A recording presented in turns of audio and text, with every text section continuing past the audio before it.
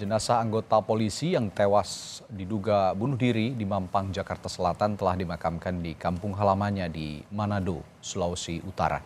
Tidak ada upacara resmi kepolisian untuk melepas almarhum karena sebab kematian yang diduga bunuh diri.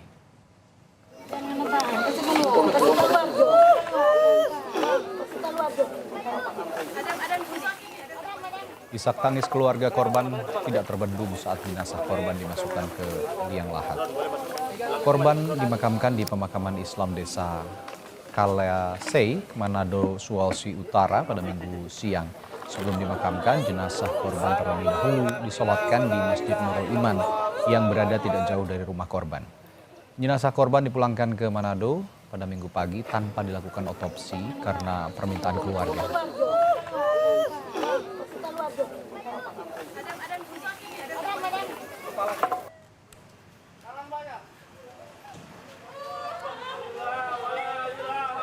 Jenazah anggota polisi yang ditemukan tewas diduga bunuh diri di Mampang tiba di Manado pada Minggu pagi.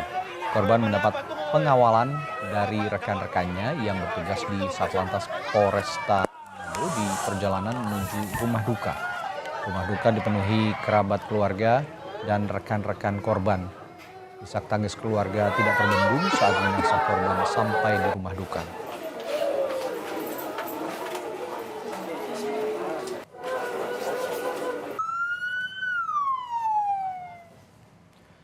Dan bagaimana sebenarnya kasus misteri tewasnya polisi dengan senjata api? Pagi ini kita akan bahas dengan psikolog forensik Reza Indragiri Amril yang sudah ada di studio. Selamat pagi Pak Reza.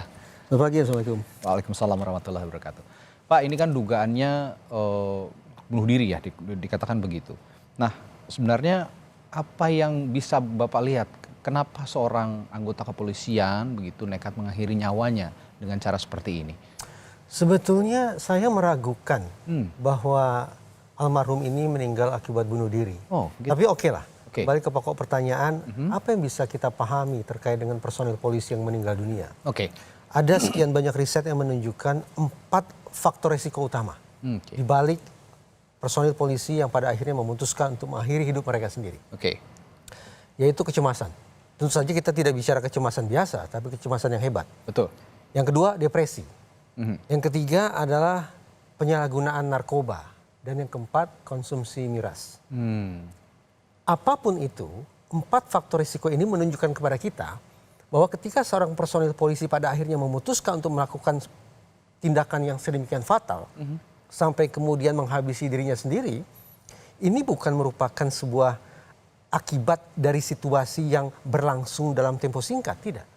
Tapi ada sebuah masalah, ada sebuah kesulitan hidup, ada sekian banyak beban yang dialami sekian lama, sampai kemudian titik akhirnya personil polisi mengambil keputusan yang salah untuk mengakhiri hidupnya. Atas dasar itu, memang penting bagi kita untuk menelusuri ke belakang untuk memastikan sekali lagi apakah dalam kasus ini personil polisi yang kita perbincangkan ini memang meninggal akibat menghabisi dirinya sendiri, menembak dirinya sendiri, ataukah disebabkan oleh faktor-faktor yang lain. Baik, Pak Reza, keraguan Anda bahwa personel polisi ini melakukan aksi bunuh diri begitu, apakah dengan melihat personel ataupun anggota kepolisian ataupun polisi saat ini juga masih menelusuri atau menyelidiki penyebab-penyebab pasti kematian itu? Ada 2 persoalan pada kasus ini yang menjadi catatan saya. Pertama terkait dengan penyelidikannya dan yang kedua terkait dengan komunikasi ke masyarakatnya. Menurut saya, agar kita bisa memastikan penyebab kematian, ada 4 jenis kematian, Mas. Yaitu saya membuat singkatan NASH. Natural berarti seorang personil polisi meninggal akibat faktor alami. Entah itu karena sakit, entah itu karena usia lanjut, faktor alami. Tidak ada niatan sama sekali untuk mengakhiri hidupnya. Yang kedua adalah akibat kecelakaan. Tersengat listrik, tersapu banjir, terbentur kepala dan seterusnya. Itu akibat faktor kecelakaan atau accident. Juga tidak ada niatan untuk itu. Yang ketiga dan yang keempat ada unsur niat di situ. Yang ketiga adalah suicide. Bagaimana seorang personil lagi-lagi kita perbincangkan sangat menyedihkan sampai sanggup membuat keputusan yang salah untuk mengakhiri hidupnya. Itu S, suicide. Dan yang keempat adalah homicide. Bahwa personil meninggal akibat perbuatan orang lain. Nah, kalau hitung-hitungan di atas kertas, menurut saya Apakah personil yang satu ini meninggal akibat faktor alami? Menurut saya tidak. Karena narasi yang terbangun di media sebagaimana disampaikan oleh pihak kepolisian adalah bagaimana yang bersangkutan meletuskan senjata dari tangannya sendiri, mengenai kepalanya sendiri sampai kemudian berujung fatal sedemikian rupa. Nah, jadi faktor alami bisa kita kesampingkan. Faktor kecelakaan boleh jadi. Suicide itu yang dinarasikan. Homicide juga penting diinvestigasi. Jadi dengan kata lain masih ada 3 kemungkinan yang hanya bisa terjawab secara definitif, bukan simpulan sementara, tapi sekali lagi hanya bisa terjawab secara definitif kalau betul-betul pihak kepolisian sudah melakukan proses penyelidikan yang disebut sebagai otopsi psikologi forensik. Otopsi psikologi forensik. Terlebih juga bahwa faktanya ada luka di pelipis. Ini yang jadi perhatian juga dan saat ini masih menjadi tanda tanya. Sebelum mengakhiri hidupnya ataupun ya dinarasikan seperti itu, diduga mengakhiri hidup, ada luka di pelipis. Bagaimana Anda melihat seorang polisi yang saat ini dinarasikan diduga bunuh diri menggunakan senjata api, tapi sebelumnya juga sudah punya luka begitu di tubuhnya, di pelipis. Mas Radi, saya ingin berikan 2 ilustrasi sebagai perbandingan. Ilustrasi ini ekstrim yang mudah-mudahan tidak ditangkap secara keliru oleh pemirsa Kompas TV ya. Ilustrasi pertama adalah bayangkan seorang personil dengan senjata di tangannya. Betul-betul dengan niatan dia sendiri dan tidak dipengaruhi oleh siapapun, akhirnya meletuskan senjata itu mengenai bagian tubuh yang vital memang karena dia berniat untuk menghabisi hidupnya. Itu situasi pertama. Situasi kedua, mirip, ada senjata di tangannya, dia letuskan dengan jarinya mengenai bagian yang vital sampai kemudian berakibat fatal, namun jari yang menarik pelatuk itu terpicu oleh faktor yang lain. Misalnya benturan. Atau tersengat listrik atau apapun. Dengan kata lain, sesungguhnya seandainya tidak ada faktor eksternal, maka tidak akan terjadi momen ketika personil menarik pelatuk senjata apinya.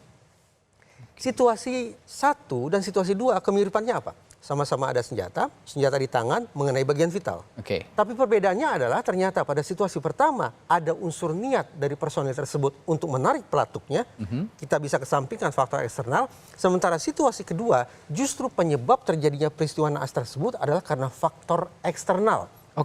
Betapapun sekali lagi jari yang menarik pelatuk adalah jari si personil sendiri. Nah, situasi pertama yang tadi saya ilustrasikan memang bisa disebut sebagai peristiwa suicide. Tapi untuk situasi yang kedua, menurut saya bukan suicide, tetapi merupakan accident atau kecelakaan. Nah, kalau di media, pihak Polres Jakarta Selatan, kalau saya tidak salah, mengatakan bahwa dia personil ini meletuskan senjatanya sendiri, maka perlu dicek. Apakah meletuskan senjata itu murni karena niatan yang bersangkutan, tidak ada faktor eksternal, atau justru karena terpantik oleh faktor eksternal? Ini yang akan membedakan. Anda ingin mengatakan bahwa nekatnya Brigadir RAT ini memantikkan senjata apinya ini ada pihak lain yang mencoba memaksa itu, begitu? Bagi misal begini ya. Kalau kita lihat tayangan singkat yang sekarang sudah tersebar di media elektronik, bahwa brigadir tersebut dikabarkan akan memarkirkan mobilnya. Betul. Berarti saat itu dia sedang melakukan sebuah aktivitas tertentu. Kemudian kita saksikan ada benturan antara mobil yang dia kemudikan dengan mobil yang sudah terparkir di situ. Ketika terjadi benturan, adakah kemungkinan bahwa benturan itulah yang tanpa disadari oleh brigadir tersebut membuat jarinya menarik pelatuk senjata api sedemikian rupa? Kalau iya, maka sekali lagi saya katakan ini merupakan accident alias kecelakaan, bukan suicide. Situasi yang lain. Anggaplah brigadir tersebut memang menarik pelatuk senjata api dengan jarinya sendiri dan dia punya kesadaran untuk melakukan itu. Tetapi kalau dia berada di bawah pengaruh intimidasi pihak lain misalnya untuk melakukan tindakan tersebut, kalau tidak kemudian akan beresiko yang juga sangat buruk, maka kita perlu bertanya ulang. Apakah tepat ini situasi yang disebut sebagai suicide atau selain itu? Tapi bagaimana dengan kesaksian orang begitu ya yang berada di sekitar lokasi bahwa pada saat itu sepertinya tidak ada orang lain selain Brigadir RAT di dalam mobil. Kondisi seperti itu yang kemudian mungkin polisi juga menyimpulkan ini merupakan aksi bunuh diri begitu. Paling tidak sejauh ini saya menangkap ada 2 penilaian yang berbeda, bahkan bertentangan satu sama lain. Dari pihak kepolisian menyebut ini sebagai simpulan sementara. Ini adalah suicide. Ya. Sementara dari pihak keluarga mengesampingkan atau menyangkal kemungkinan itu.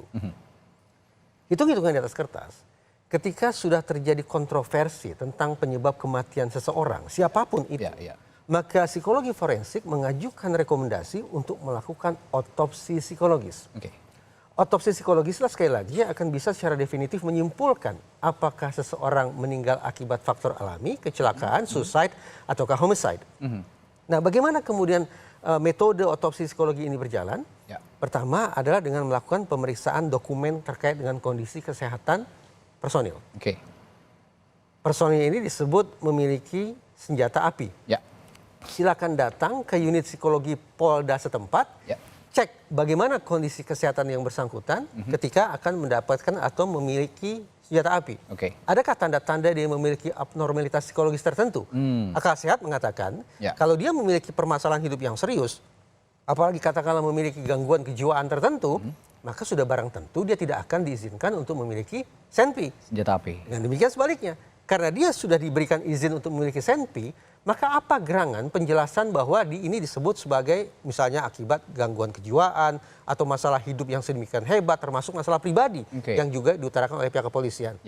Yang kedua adalah dengan melakukan pemeriksaan terhadap orang-orang yang ada di sekitar kehidupan brigadir itu juga. Teman baiknya, teman-teman kantornya, keluarganya, atau tetangga kiri kanannya. Sekali lagi untuk mendeteksi adakah kondisi-kondisi tertentu yang tanda petik menciptakan jalan bagi yang bersangkutan untuk mengambil sebuah keputusan yang keliru berupa suicide. Kalau memang itu penjelasannya.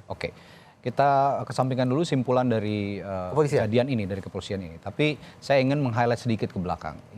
Kematian seorang polisi yang melibatkan senjata api. Masih belum pudar rasanya ingatan kita pada peristiwa Sambo terutama ya. Ini kan ada peristiwa yang saat itu juga dinarasikan sebagai aksi tembak menembak lah, katakannya begitu. Sekarang terjadi lagi melibatkan senjata api. Apa yang Anda lihat dari personel seorang polisi yang punya akses terhadap senjata api dan punya kejadian-kejadian mengenaskan akhir-akhir ini? Masalah yang tadi saya sebut bahwa pihak kepolisian tampaknya harus lebih serius melakukan penyelidikan dan membangun komunikasi ke publik secara lebih proper, secara lebih tepat. Sesungguhnya berlangsung berulang kali menurut saya. Ambil misal September 2023, ajudan Kapolda Kaltara juga meninggal sedemikian rupa dan pihak Mapolda seingat saya langsung menyimpulkan itu sebagai suicide. Sampai kemudian Kapolri Jenderal Listio Sigit yang mengirim tim untuk melakukan investigasi secara lebih mendalam. Bagaimana hasil kerja tim tersebut terus terang saya tidak tahu karena tidak terekspos ke media massa. Itu satu. Kemudian kita mundur ke Maret 2023. Lagi-lagi seorang ajudan yang juga meninggal akibat peluru, akibat senjata api. Ajudan Kapolda Gorontalo yang juga disebut sebagai suicide. Bagaimana kemudian pendalaman sampai pada simpulan yang definitif juga tidak terbuka secara publik. Dalam kasus Sambo, walaupun bukan suicide tetapi homicide, tetapi kita saksikan bagaimana kemudian komunikasi yang terlalu dini dengan metode penyelidikan yang tampaknya tidak terukur yang dilakukan oleh Polres Jakarta Selatan, akhirnya memunculkan kontroversi sampai kemudian membuka aib sendiri dari para oknum tersebut. Nah, apa yang ingin saya katakan? Lagi-lagi ada problem penyelidikan yang tampaknya tidak begitu terukur. Bagaimana mungkin dalam hanya hitungan jam, pihak penyidik sudah bisa langsung menyimpulkan bahwa simpulan sementara ini adalah bunuh diri disebabkan oleh masalah pribadi. Nah, dan yang kedua adalah komunikasi publik. Ketika kemudian terjadi kontroversi sedemikian rupa, harus saya katakan masyarakat akan lebih memilih mendengar siapa? Pihak keluarga kah? Atau pihak kepolisian kah? Ini menjadi bahan introspeksi sesungguhnya. Ketika kemudian kita memandang bahwa ada agenda penguatan kepercayaan publik terhadap institusi kepolisian yang harus disegerakan realisasi, maka dalam momen yang sebutlah kritis semacam itu, memang komunikasi ke masyarakat, komunikasi ke media oleh pihak kepolisian harus dilakukan secara ekstra hati-hati. Dengan arti lain bahwa Anda punya harapan lain terhadap penyelidikan kasus ini sekarang ya? Saya pikir sampai terulang melakukan penyelidikan secara lebih seksama, bahkan untuk mengesampingkan atau untuk mengatasi skeptisisme publik dengan melibatkan pihak yang independen dari kalangan ilmuwan, dari kalangan praktisi, bisa dilakukan. Untuk memastikan bahwa penyebab kematian almarhum bisa disimpulkan secara definitif, sekaligus meyakinkan masyarakat bahwa polisi bekerja secara terukur dan tuntas pada kasus yang satu ini. Kompolnas Pak Reza meminta bahwa harus ada asesmen lanjutan atau asesmen lebih dini juga terkait mental para personel polisi. Apakah ini relevan dengan kasus yang akhir-akhir terjadi? Terutama upaya suicide terhadap seorang anggota polisi. Saya teringat beberapa tahun silam saya diundang dalam Rapimnas salah satu satuan kerja Polri untuk berbicara tentang masalah gangguan kejiwaan di kalangan personil Polri. Saya katakan sebagai salah satu ilustrasi adalah ketika kita bicara suicide, memang menyedihkan bahwa tingkat suicide di kalangan personil polisi secara umum memang lebih tinggi daripada masyarakat sipil. Ada angka yang menunjukkan per 100.000 orang sipil seperti kita yang memutuskan melakukan tindakan salah mengakhiri hidup, jumlahnya ada 11. 100.000 banding 11. Tapi ketika kemudian penelitian yang sama dilakukan di lingkungan kepolisian, ternyata angkanya naik. Yaitu ada 18 orang personil polisi yang mengakhiri hidupnya di antara 100.000. Nah, ini saja sudah menunjukkan kepada kita bahwa memang perlu perhatian ekstra terhadap kesehatan mental dan juga fisik tentu saja para personil kepolisian. Kita bisa bayangkan beban berat yang harus mereka lakukan, melayani masyarakat, menjadi tulang punggung keluarga, kemudian melayani pimpinan, melaksanakan tugas-tugas organisasi, tugas-tugas ekstra non-organisasi, itu juga akan bisa mendatangkan tekanan batin yang luar biasa bagi personil polisi. Terlebih lagi ketika kemudian ada isu-isu yang tipikal negara kita ini. Penugasan di sana, di sini, persaingan dengan korps yang lain, dan seterusnya, dan seterusnya. Nah, itu akan melipat gandakan, hitung-hitungan di atas kertas akan melipat gandakan beban batin personil polisi. Karena itu talenta bukan. Ketika terjadi peristiwa yang menyedihkan semacam ini, kita rasa tidak proporsional lagi langsung menyebutnya sebagai oknum atau dibendung dengan sebutan ini akibat masalah pribadi yang seolah-olah terkesan sebagai mental shortcut dari lembaga untuk berlepas tangan. Sebutan oknum, sebutan akibat masalah pribadi, seolah lembaga ingin mengatakan organisasi kami sehat, tapi memang ada 1-2 orang yang bermasalah. Nah, itulah yang disebut oknum tadi. Saya pikir itu tidak lagi tepat, tidak lagi mujarab untuk dinarasikan ke publik dengan 2 kata tersebut. Kalau begitu perlukah ada perubahan kultur terhadap sistem berorganisasi sebuah institusi bernama kepolisian atau Polri, dan juga termasuk ini sebagai catatan bersama terhadap anggota polisi yang punya akses terhadap senjata api. Perlukah ada kultur termasuk assessment untuk menggunakan senjata api? Sebetulnya sudah lama bahwa setiap personil polisi yang akan memiliki atau diberikan izin membawa senpi, kepada mereka akan dikenakan serangkaian tes terlebih dahulu. Tetapi menurut saya memang standarisasi, kemudian juga ketepatan penggunaan instrumen, dan adanya kemungkinan intervensi faktor-faktor eksternal yang bisa mempengaruhi keluarnya hasil tes psikologi personil, itu memang harus dikendalikan seketat mungkin. Kenapa? Karena ada teori misalnya teori efek senjata. Teori ini ingin mengatakan bahwa keberadaan senjata akan membuat orang, termasuk personil polisi, akan berperilaku impulsif. Nah, sekarang kita bayangkan, kalau dampak impulsivitas yang dimunculkan oleh senjata api bertemu atau berjodoh dengan kerapuhan personil polisi, maka potensi terjadinya kekerasan akan sangat tinggi. Tidak hanya kekerasan terhadap masyarakat, tapi juga kekerasan terhadap personil polisi yang bersangkutan. Nah, karena itu sekali lagi, ini sebetulnya sudah sekian kali di Kompas TV, saya memberikan garis bawah tentang betapa pentingnya keseriusan berlipat ganda institusi kepolisian bagi kesehatan mental para personil. Terakhir Pak Reza, untuk menjawab keraguan publik terhadap kasus ini terutama yang melibatkan Brigadir RAT, proses penyelidikan yang saat ini berjalan juga sudah dilakukan. Tapi untuk menjawab keraguan publik tadi, apa yang perlu dikemukakan oleh Polri, dan juga jalur penyelidikan yang seperti apa yang diharapkan sebenarnya? Saya berharap pihak kepolisian tidak terlalu terburu-buru menyimpulkan, walaupun katanya simpulan sementara bahwa ini adalah suicide yang diakibatkan atau dilatar belakangi oleh masalah pribadi. Menurut saya pernyataan itu sebaiknya ditarik. Oke. Yang kedua, sesegera mungkin lakukan investigasi secara objektif berbasis pada keilmuan Oke. yang kemudian disampaikan kepada publik tidak hanya simpulan, tapi gambaran umum tentang metode yang digunakan oleh pihak kepolisian untuk sampai pada sebuah simpulan tertentu tentang penyebab kematian almarhum. Oke. Apakah itu sekali lagi akibat faktor alami, ataukah kecelakaan, ataukah suicide, atau homicide. Homicide. Baik, terima kasih. Perbincangan kita pagi hari ini soal diduganya tewas bunuh diri seorang anggota polisi dari Manado yang saat ini masih berjalan proses penyelidikannya. Semoga ada titik terang dan polisi juga bisa memberikan keterangan ataupun proses penyelidikan yang seterang-terangnya kepada publik agar tidak ada keraguan. Terima kasih Pak Reza Indragiri, psikolog forensik yang telah bergabung dan membagi perspektifnya pagi hari ini di Sapa Indonesia.